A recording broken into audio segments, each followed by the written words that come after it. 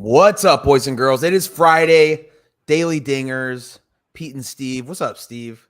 Just we're back. It's Friday. It's Parlay Friday. It's everybody's favorite day of the week, even though all our days just pretty much mesh together because we just crush it and work all the time. But it's fine. I'm doing great. How are you doing? I'm doing good. Yeah, I hate, when people say no days off, but it truly is no days off, dude. Saturdays and Sundays, still going at it just like it's a Tuesday or Wednesday. Well, you have to, really. I mean, you have to. Just that's the way it works now. We're just going to outwork you. That's Life of a content creator doesn't stop. It's true. Absolutely. Also, before we start, I'm a little ticked off at the Rays. Just the way they run their organization just pisses me off. The other night, Shane McClanahan, yes, you could say it's because I'm bitter because I had McClanahan's over strikeouts. But let's get down to business here. Guy had 85 pitches. It's the seventh inning. He's given up 3 hits. There's a pop-up to left field, out. You take him out of the game, nobody's on base. Like, what are we doing? You've done this before. All you got to do is look back to last year with when Kevin Cash came and got Blake Snell. Remember that? What do we do? What are we doing? Yeah. Like, I know they won the game, but you're not going to sit here and tell me that the rest of your bullpen is better than the guy who's going to win the AL Cy Young. You're not going to tell me. You're not going to convince me of that. I'm sorry.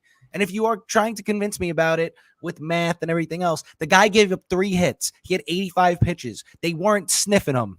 Why is he coming out of the game? I guess just to save him. That would be my only guess. You're going to be pitching this weekend or this upcoming week.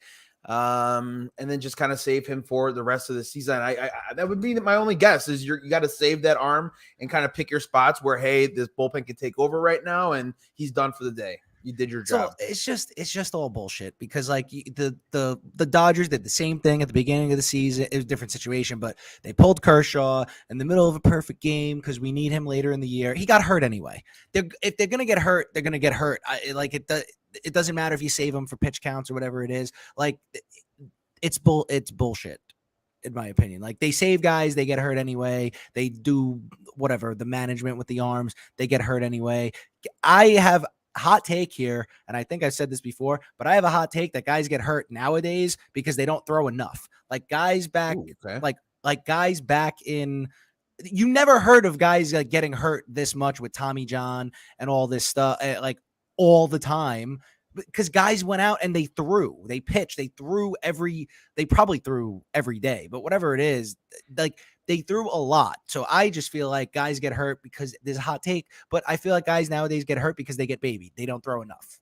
So I would argue and say it is because they throw harder than the painters and the plumbers who played in the 20s. You know what I mean? Like, yeah, but Nolan Ryan threw cheese whiz. He threw 130 pitches a game. He never got hurt. Sure. Like, I get what you're saying. I get what you're saying, dude.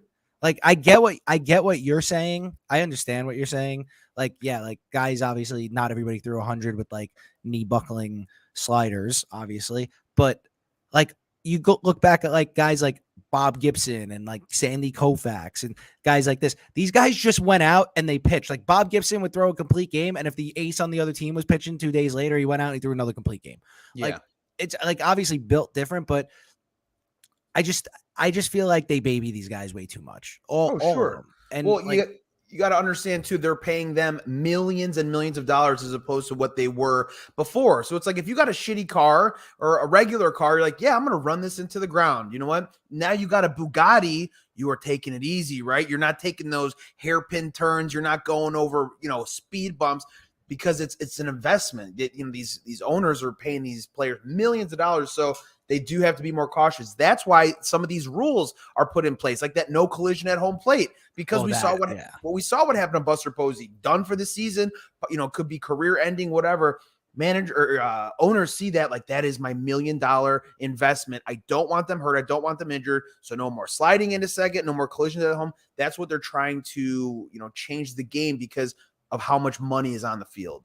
Well, yeah, I mean, but just not in the Rays case because they pay these guys peanuts. But yeah, I get it is what you're saying, I mean, peanuts. I would take the peanuts that the Oh, I Rays love players get paid. peanuts. Yeah, I love those. I love those peanuts. Whatever it is. I'll I'll be an break the shell. elephant. I'll break the shell open myself. Like, it's fine. Dude, I'll eat the shell. I don't give a shit. I don't care. No.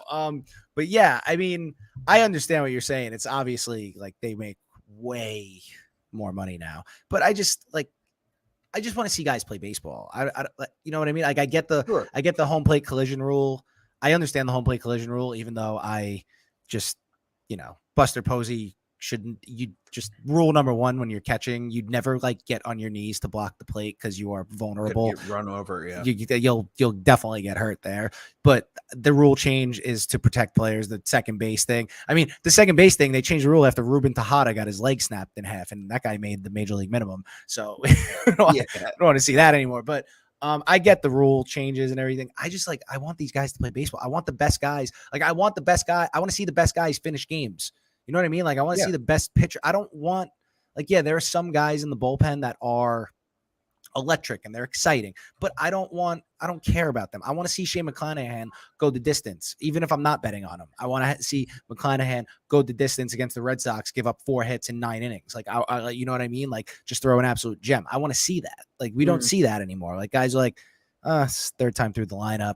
Just hit the showers, kid. Yeah, I think you see that with a lot of sports too. NBA fans complain about that. I bought a ticket to come see them play, and they're sitting. They're like, "Oh, it's a rest day." So I think you see that it's widespread across sports.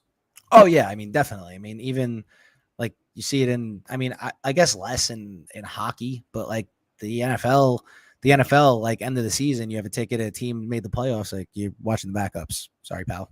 Well, also too, if you're not playing, you're not getting a paycheck. So it comes down to how the what sport you're playing and how the contracts are structured. Right. So I mean, and it's incentives and things like that. Like, like everybody bet on Gronk week 17 last year, even though the Bucks had nothing to play for, because if he caught 1 touchdown pass, it was like he got $1 million bonus. Brady made sure he took care of his boy. Good job there. I would, if you want to take care of me, you want to throw a couple miles at us, we'll take a couple miles, a couple shekels. It's all good.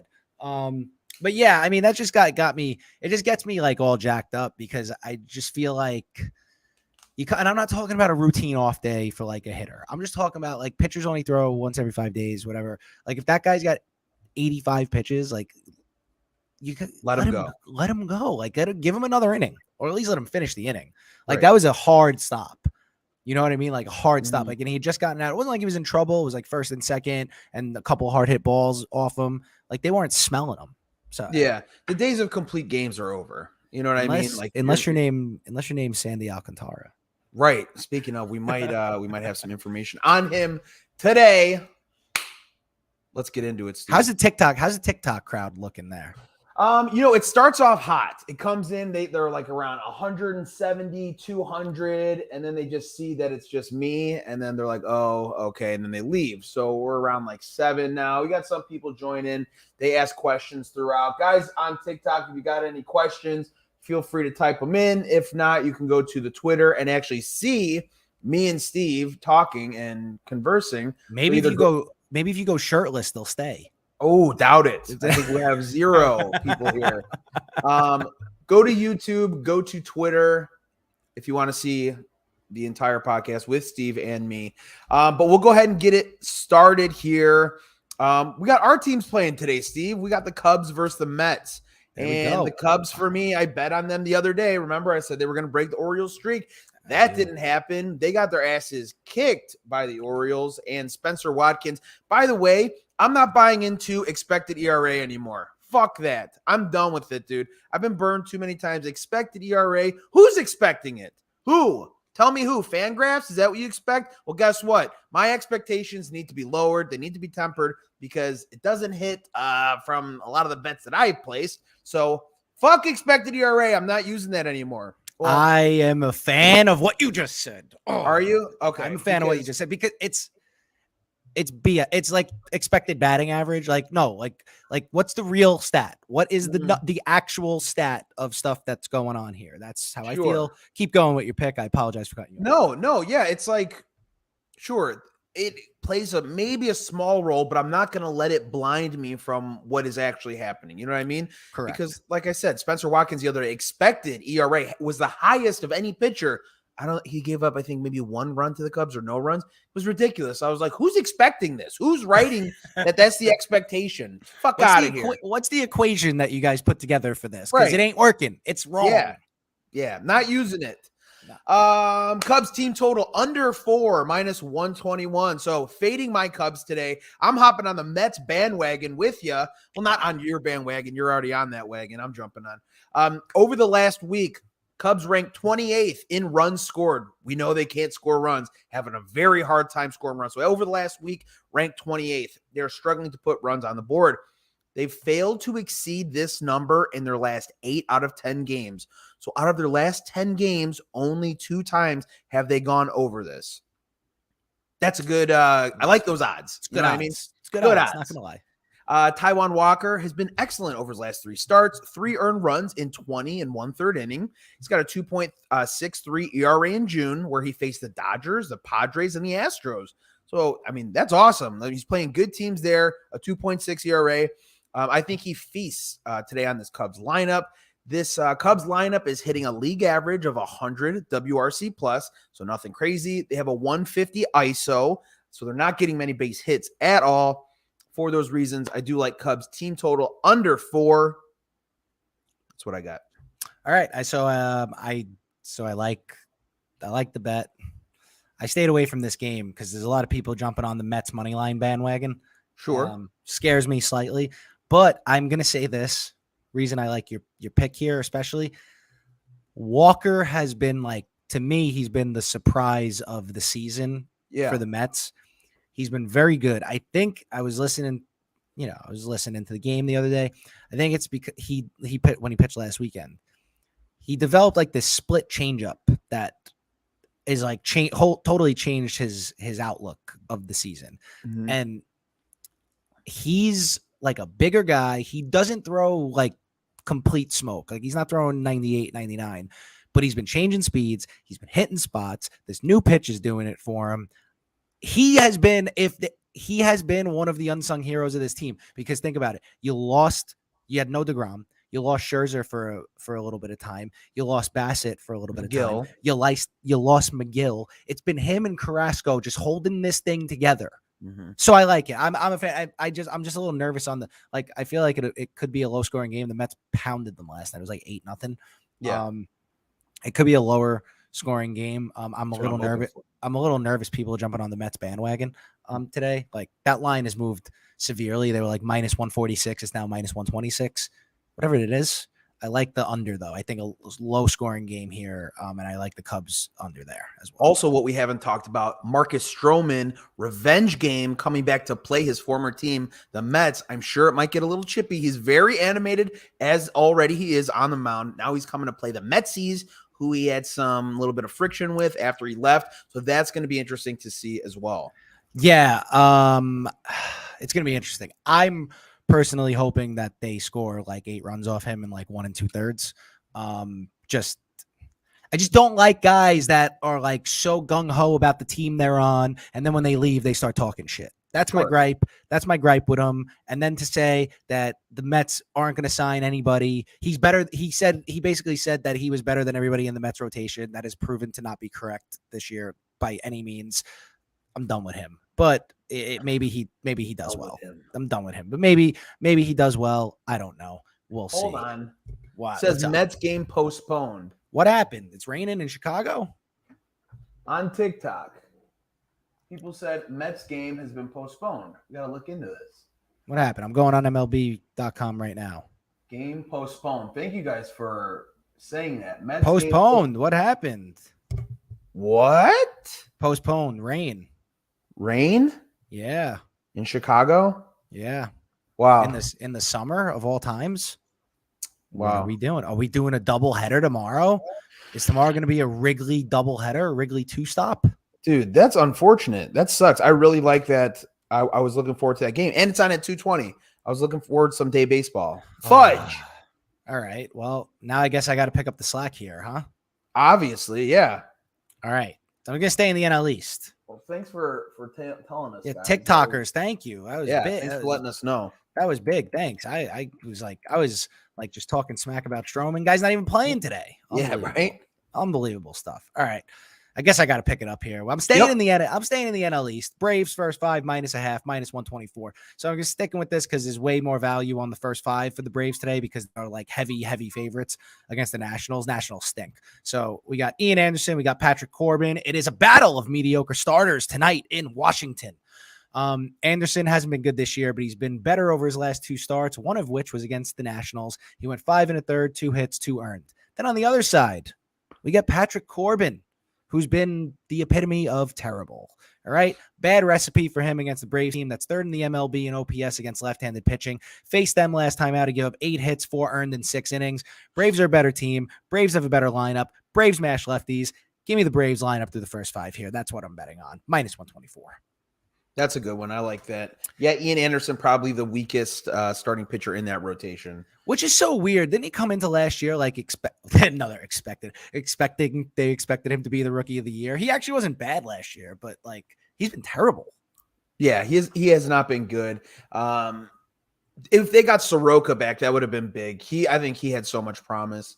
Yeah. And then he popped that Achilles, so that was obviously not good. It's a tough injury, man. It's a tough injury. So but what are you, you're a little flustered right now over the rain out. I could see. I am. I was very I was like I'm going to go to the bar, watch the game.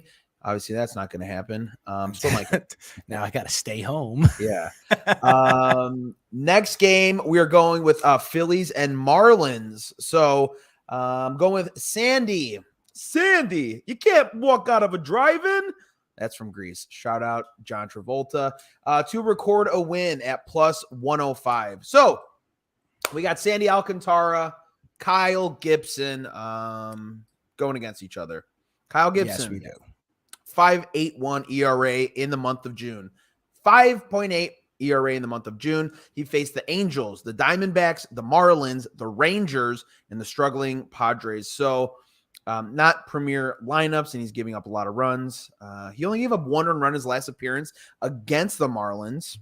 He went 8 innings. Batters are hitting 179 against Alcantara at home this season.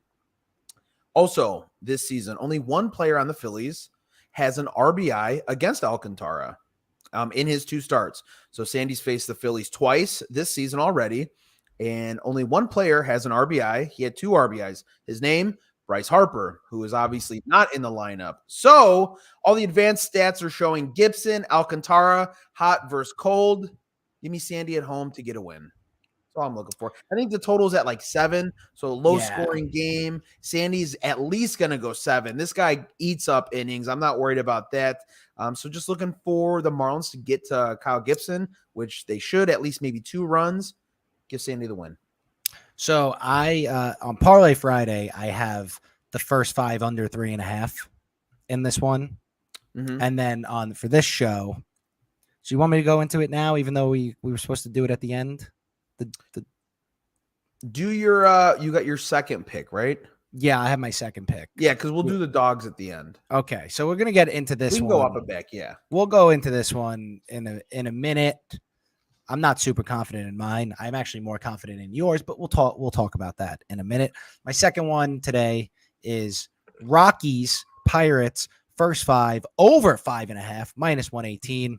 So before you say that this sounds like a high number for the first 5, let's look at some stats.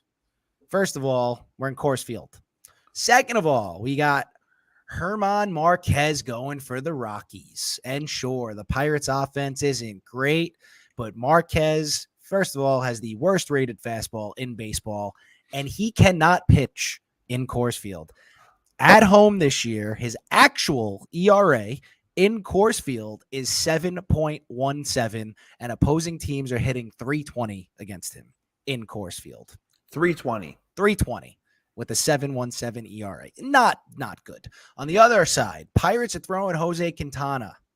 This man is just a walking mediocrity. It's at its finest level of mediocrity is Jose Quintana, which I take that as a career, but that's besides the point. Rockies, second best team in the MLB against lefties. And once again, they are the best home offense in baseball. So all signs point to runs early and often. So I am going first 5 over 5.5 in Coors today. I like it. I was just going to see Quintana. I know you said he was pretty mediocre, but I think he has outperformed his, I hate the word, expectations. He has definitely season. outperformed the expectations. He actually also has, I didn't like put this into here because it's not that big of a difference, but his ERA on the road is higher than it is at home. So that's another aspect. I started looking at splits now. Like, you got to like start changing things up. Like I'm not, like you said, I'm not using expected ERA anymore either because it's bullshit. But yeah, I mean, look, the Rockies, even yesterday, like I didn't give the pick out yesterday, but like I saw Snell versus Freeland and I was like, oh, we're going over 11.5. That thing hit in like the 6th inning yesterday. So, and yesterday, the first 5-0 for that game was 6.5. And I stayed away from it and I was pissed because it was like 5-4 in the middle of the 4th inning. I feel like this could be similar. Like, I don't know what it is about the air, the bad pitchers. It's just, you just gotta just roll. Quintana had a really good May. He had a 2.0 ERA. I mean, he did. Flat ERA. He shut the Yankees down. Yeah, the Dodgers, the Cardinals, the Padres. So, and then also, what was his last 3 starts? One of them against the Yankees went 5 innings with 1 earned run as well. So he, I think, has overperformed expectations to at least against some teams. Yeah, but today, just he's pitching in Coors, and and also Marquez could give this up by himself too. Don't forget that. Also tomorrow update. Cubs Mets doubleheader tomorrow. Nice. So Cubs game postponed. Yeah. Doubleheader tomorrow, Cubs Mets. Exciting. There you go. Good stuff. Watch that on the plane. There you go. So yeah, and then now we did new segment, the underdog segment. Right, Briggs? My dog looked at me. Yeah, we'll do it every Friday. We're trying to do dog of the day. So try to find the best value for underdogs. And today I got White Sox money line. So White Sox won big yesterday against the Twins. We're looking to go 2. They're looking to get 2 in a row. This is the matchup you want for an underdog. So White Sox versus, we already know, left-handed pitching this season. Number 1 in baseball in OPS and average. Devin Smeltzer. Can I get a one of those Smeltzers? Mike's Hard Smeltzer. Yes, exactly. Yes. Devin Smeltzer. That does not sound like a professional athlete. Sounds like a mathlete. He had a 4.1 ERA last month, 9.64 ERA in his last 2 starts, which are this month. So Kopech's got good stuff. He had a 1.4 ERA in April. I know that seems like a lifetime ago. 1.7 ERA in May. Then he kind of let things go. Over a 5 ERA in June. And then he faced Minnesota in April, 0 earned runs and 5 innings pitched. So I know Kopech's got good stuff. It's just he's got to kind of put it together. This thing, what did I say? Yeah, he faced them 5 days ago, 6 earned runs, 4 2/3 innings pitched with 4 walks. So if Kopech can limit the walks and not give up the long ball. So he faced them 10 days ago. He gave up 4 home runs to them. 4 home runs to the Twins. You're not going to win many games giving up 4 home runs. So I think they may have a chance if he keeps guys off base and he doesn't give up the long ball. White Sox money line plus 120. Smeltzer also looks like a mathlete, by the way. I don't know if you've seen the Smeltzer. Yeah, he looks like a mathlete as well. He does. Yeah, I looked at this game too. I was looking at when we choosing underdogs. I looked at this. It's like a great offensive matchup for the White Sox, right? Because they're facing a lefty. And then it scares me because the Twins mash righties, right? But I think great value. Usually division opponents know each other well. So like he's going to be able, like Kopech's going to be able to adjust. Mm-hmm. Like he's going to be able to adjust from the last time he faced them. It's really limiting the walks. If he can limit the walks, like you're good. You're golden if he can limit the walks. And then, here, it's like baseball though. Anything can happen. Kopech can come out, throw 8 shutout innings. Actually, they probably won't let him go to 8th, but he'll throw 6 shutout innings, Yeah. So like I like the pick. I don't hate the pick. This was my third choice after looking through. This was my third option. I decided I would be. This might be a very English or Scottish word. I think I'm more privy to the over Oh, in okay. this game because of the offensive matchups. Mm-hmm.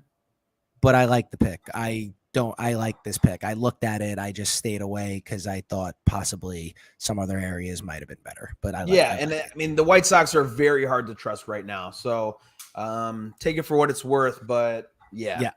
So now, speaking of hard to trust, my Mhm. dog of the day, as we spoke about, Phillies money line. I got it at plus 146. It has since moved to plus 140, which I like. Might just be natural though, so it doesn't matter. I haven't seen the money. I think this is a value pick, right? It's a very big value pick. You have Alcantara to get a win, so we're on opposite sides of the spectrum. Yes. So Alcantara has gone at least 7 innings in 12 straight starts, which is unheard of in today's game. However, he might have some Jacob deGrom syndrome in him because the Marlins, they do not hit. Over the last 2 weeks, they're 29th in OPS and they're 26th in runs scored. So this is going to be this is a tight, low-scoring game.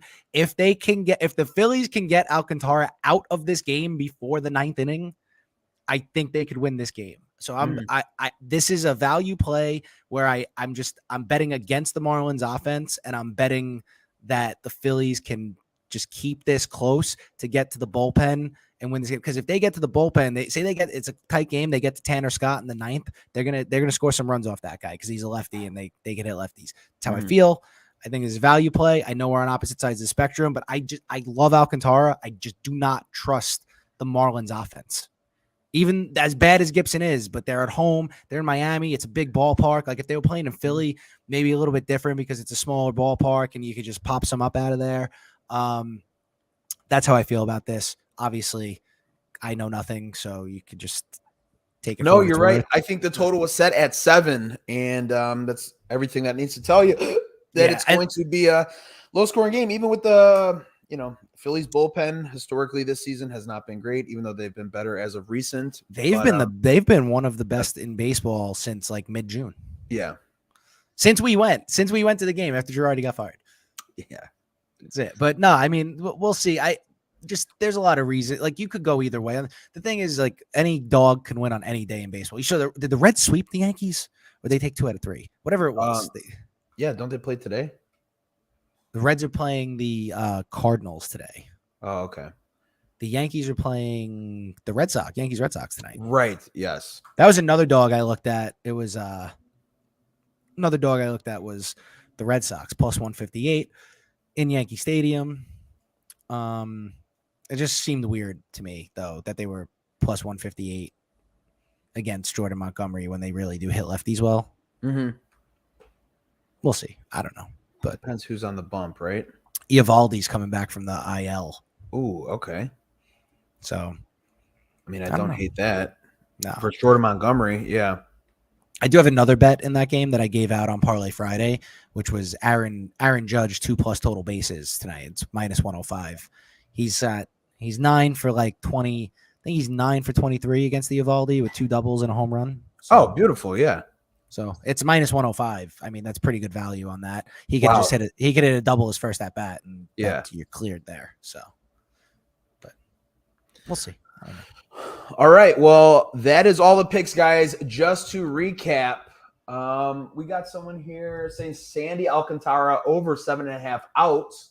Robbie Ray 17.5 outs as well. Looks like possible parlay. So that might be a good play there too. But for our picks today, I had Cubs team total. Doesn't matter. That game's rained out. Sandy Alcantara to record a win, plus 105. White Sox dog of the day, money line. Steve likes Braves first 5 over half a run. I'm sorry. Braves first 5 minus half a run. Rockies Pirates first 5 over 5.5, and his dog of the day, Phillies money line plus 146. That's all we got for you. We won't be back until next Friday, Steve. That's right. All-Star break. We need the break too, but you'll be there, so it's not really a break. Very true. Yes, I'm very excited. Dreams come true. I will be there, and we'll be back next Friday with picks because we have a busy week. And baseball I might go live on Instagram before the home run derby, but we'll see. I'm not sure yet. Got to figure out my scheduling. So figure that out. I'll definitely have if they subscribe to the Substack newsletter Parlay Friday, I will have home run derby picks on there on Monday. Where can they find that, Steve? Just go to Parlay Friday Substack, and it's on Substack as a newsletter. Or there's a link in my Twitter bio that you could click, you subscribe, you get the picks. I give out picks from our show on Mondays and Wednesdays, and then Fridays, Parlay Friday. You get some bonuses. We sell some t-shirts on there, but I'll be doing derby picks on Monday. Beautiful. Yeah. Well, we should have covered derby stuff. We'll cover that on the next show. Yeah. All right. All right, guys. Enjoy LA. Thank you. We will see you next Friday. Daily Dingers.